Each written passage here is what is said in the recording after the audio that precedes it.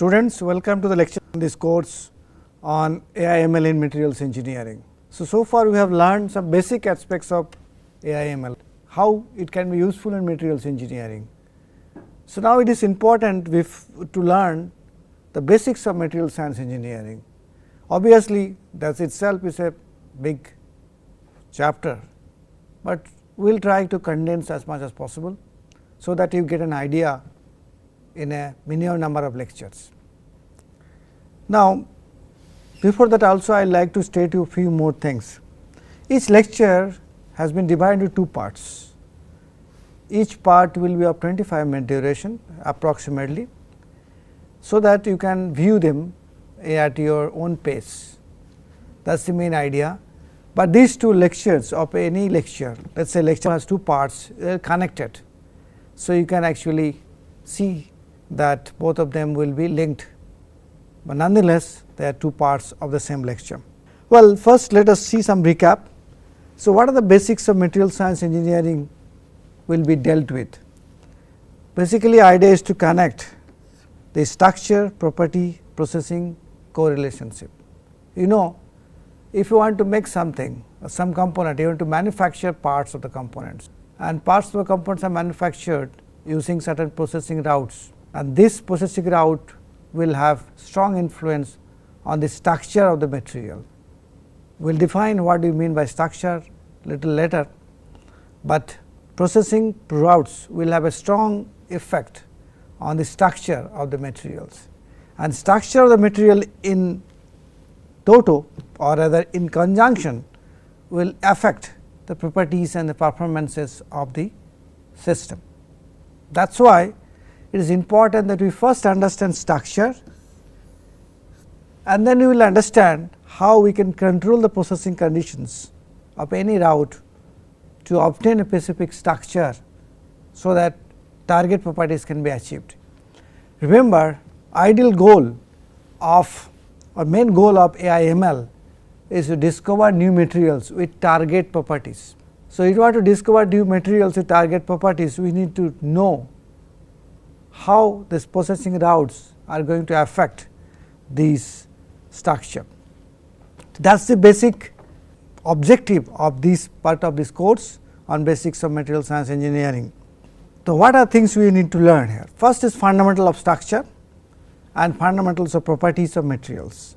By structure we mean crystal structure, atomic structure, as well as microstructure. Yes, we also mean electronic structure, which we will describe when it is required, and by properties we means mechanical, physical, magnetic, electronic, and etc., but mostly these four properties. And you are expected to get a full understanding of the correlation between structure and properties. That is the idea of this portion of the course. So, hopefully we will be able to do justice to this. I do not know why actually we do that, because we have materials all around us, whether we talk about the display which I am using to deliver the lecture, or we talk about this pen, or you talk about any of the other devices, you are using a computer to see these lectures, or a tab, or mobile phones. So, everything has materials in it. It is very important that without materials we cannot manufacture any object. So, our body itself will consist of various materials. Major part of this is water. We know 70% of body is consisting of water. Other than that, we have muscles, we have bones, we have nerves, we have many other tissues, and different kinds of elements present in different kinds of tissues. So, materials are omnipresent, and we human would like to tell her everything around us. Very important. We want to tell her everything around us. We want to tell her, if you want to tell her the room, we want to tell her our space, we want to tell her our body, we want to tell her our way we look things. That is our way of thinking. So, when you want to do that, that means what you are doing? You are trying to change the materials around you, modify, and this modification is nothing but processing. You process materials in different ways. So, all materials are not useful, as we know in the world. There are some specific set of materials which are very widely used, and some are rarely used. So, we call them as engineering materials, and why that are engineering materials? Because they are used in real applications, real products, which you see that. So, therefore, in a nutshell, we cannot think of life without these materials. It brings me a very important slogan of Steel Authority of India Limited. There is a bit of steel in everybody's life.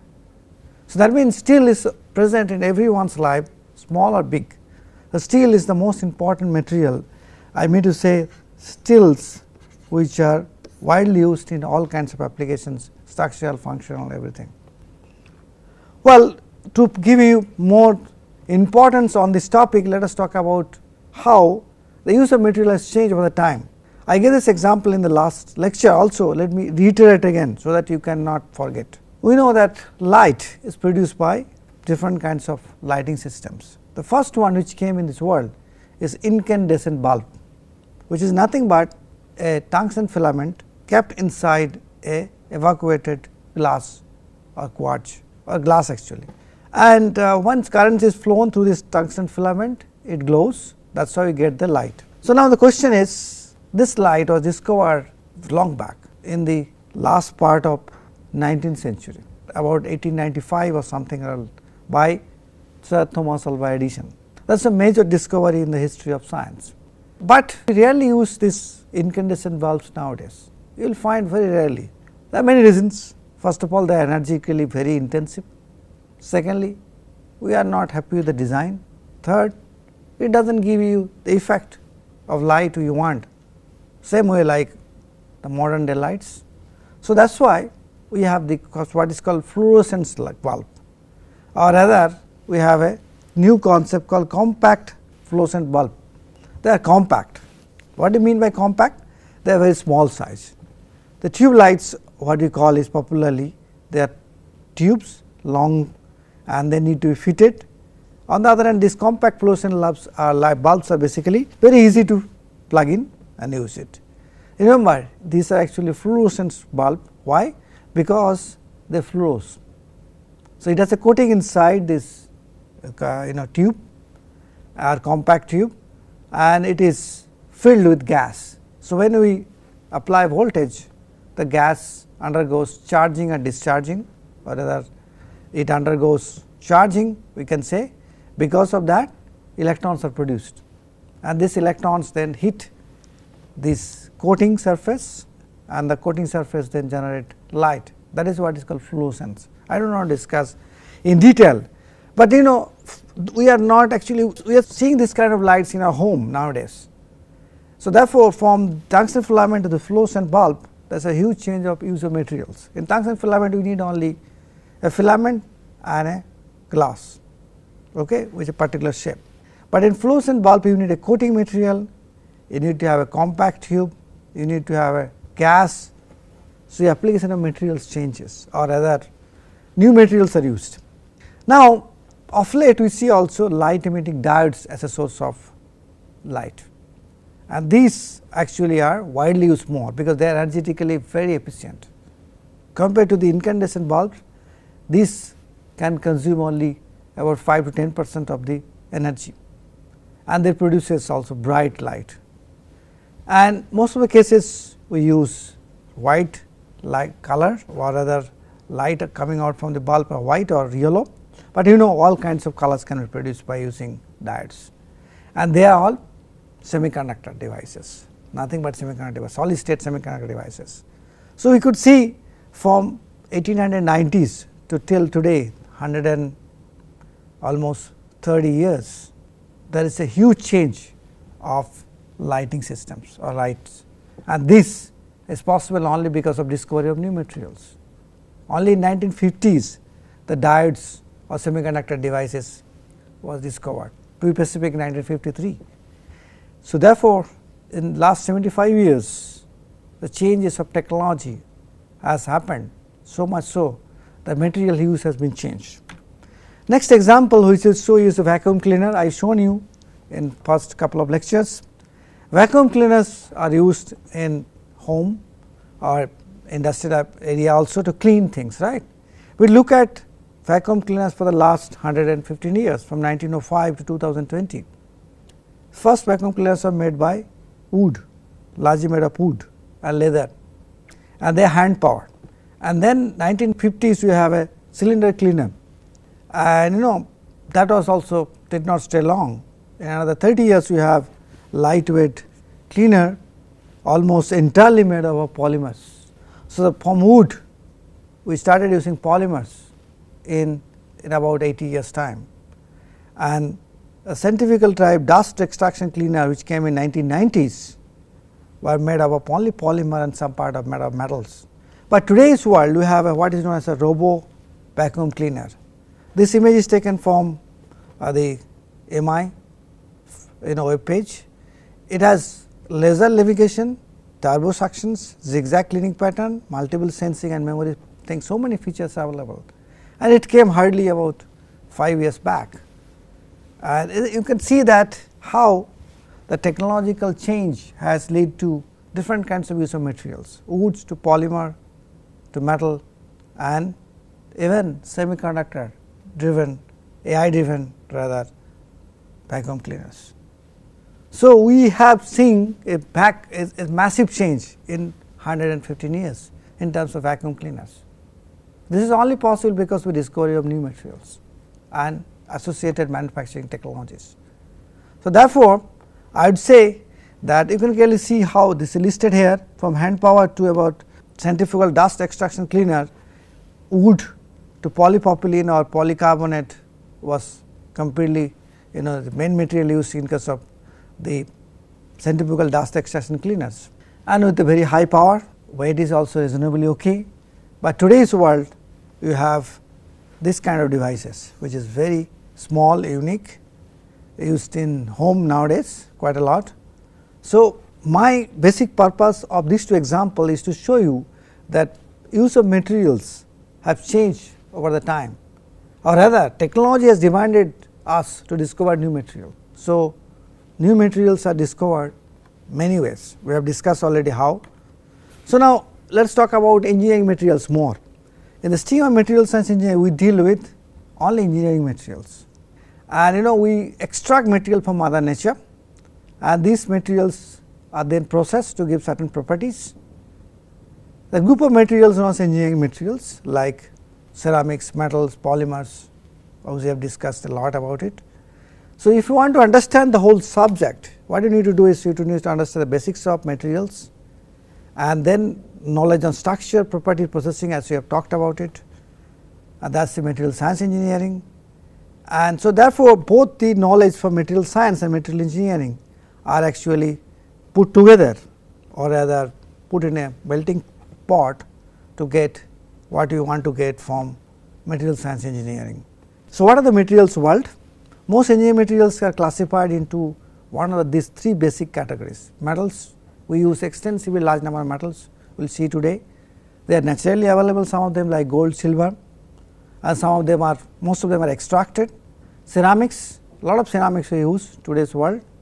Polymers, polymers are omnipresent, as you can see. Just now we talked about vacuum cleaners made up of mostly polymers. Their chemistries are different. Metals are actually most of the pure or alloy form. Ceramics are either oxides, carbides, nitrides, they are compounds. Polymers are long chain molecules, but they are made of carbon and hydrogen, nitrogen, oxygen. Their mechanical properties, physical properties are completely different, and these differences affect the manufacturing process that we can use to produce the product from them. So, therefore, in a nutshell, we need to know the basics of these kind of materials. In addition, we also have what is known as a composite. This is nothing but a non-homogeneous mixture of other three basic types other than a unique category. So, what is the meaning of that? I saw three circles: metals, polymers, ceramics. Now, I also show intersection regions between them. See, if metal and polymer intersected, we can create metal polymer composites. Metal and ceramics intersected, we can create metal ceramics composites. Ceramic polymer composites are also equally present. Okay, most useful ceramic polymer composite is your crush helmets. Crush helmets has basically polymer as a matrix in which glass fibers are used, and these glass fibers are basically ceramic. So, therefore, it gives you or provides you a unique property of crush resistance, and this helmets has that property.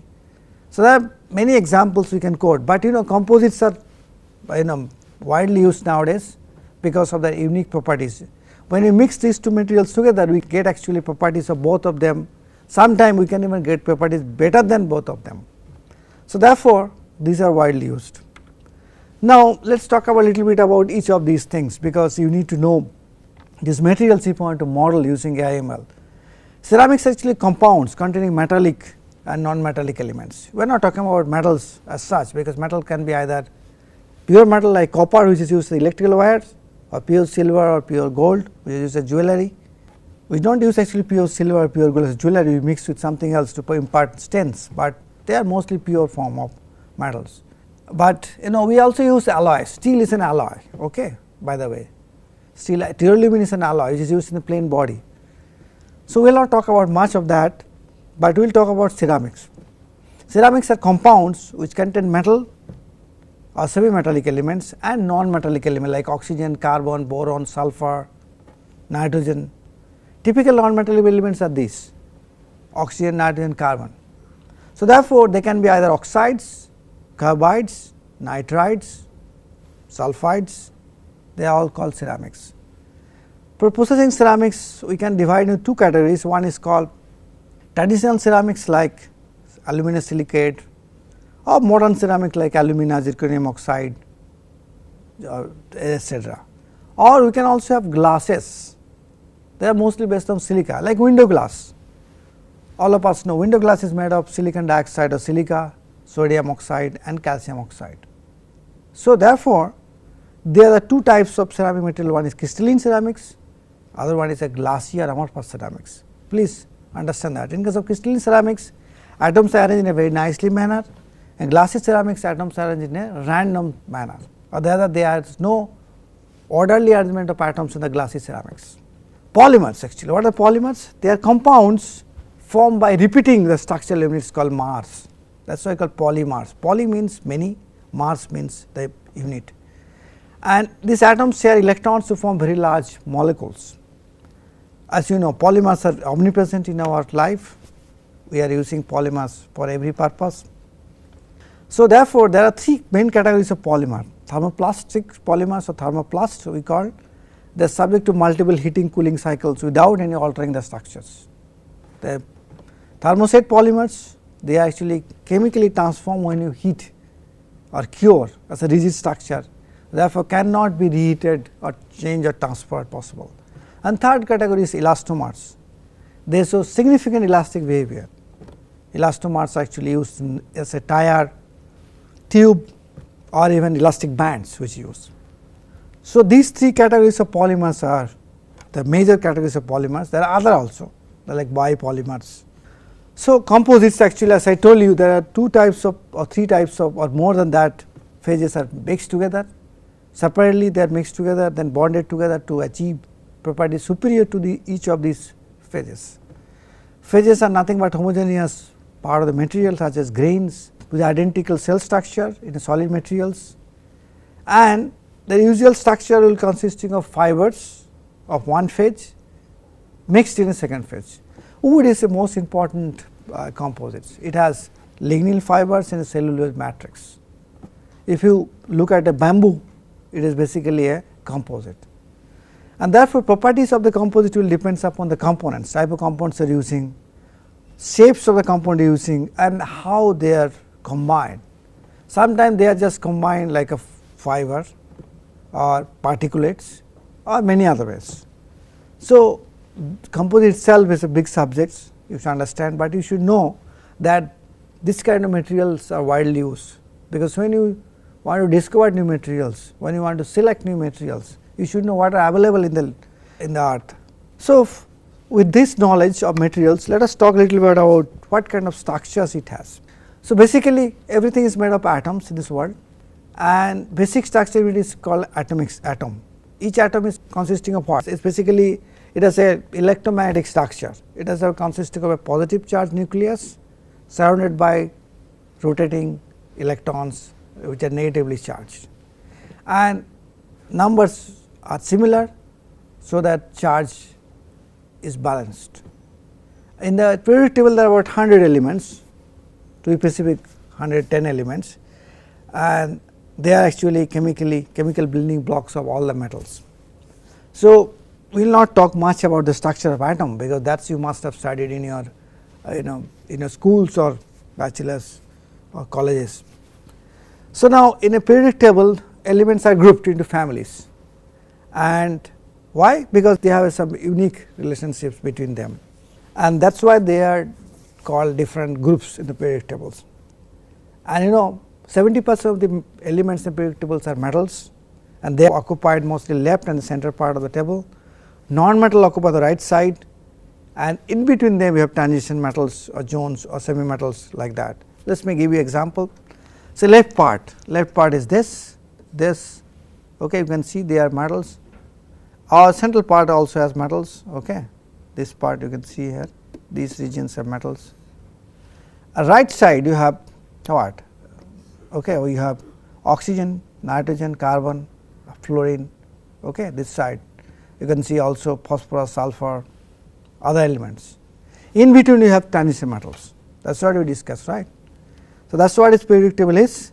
Metal occupy the left and center portion of the table, non-metals actually on the right side, you can see here, these are the non-metals, the oxygen, nitrogen, carbon, phosphorus, sulfur, arsenic, and then you have metalloids like silicon, germanium, all these things. Similarly, you have fluorine, chlorine, gas, bromine, iodine as a liquid present there. So, this part, which is the large part of this consists of metals. You can clearly see that they are all metals.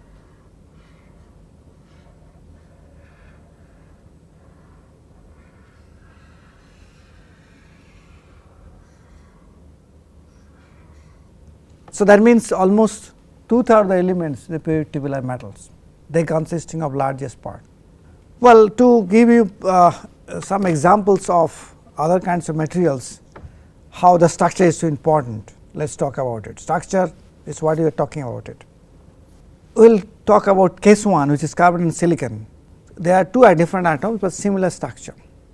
Carbon, as you see, has what do I say, as a 4 is the coordination of carbon. So, you can clearly see this unit cell, and when this carbon is frozen, or rather at high pressure and temperature, it can form beautiful diamonds. It is a transparent solid object, it is electrically insulating. On the other hand, silicon, as you see, it is a similar structure, exactly similar, you can see looks like silicon, but it is opaque solid, it electrically semiconducting compared to carbon. So, they have similar structure, atomic elements are similar, they sit in the same row of the periodic table, carbon and silicon, same column of the periodic table, but they show different properties. Okay. Case 2, carbon versus carbon, same material, different structures. First one is a diamond cubic, or this is the 4-pole coordination of carbon. If you apply pressure temperature, you can actually form a beautiful diamond, which is electrically insulating but thermally conducting. On the other hand, graphite is a carbon, again layer structure, it is opaque, electrically conducting. Surprising, is it not? Graphite is a layer structure. So, something is changing, the bonding characteristic is changing. In graphite you have in layer bond, and between the layer bonds they are different, that leads to availability of a lot of free electrons, and that can conduct electricity. So, you can clearly see by these two examples, one simply same structure by different chemistry, carbon and silicon gives you different kind of properties, same material with different structures gives you different properties. So, there is something in it, right, which you need to understand. That is what we will do in the next part of the lecture.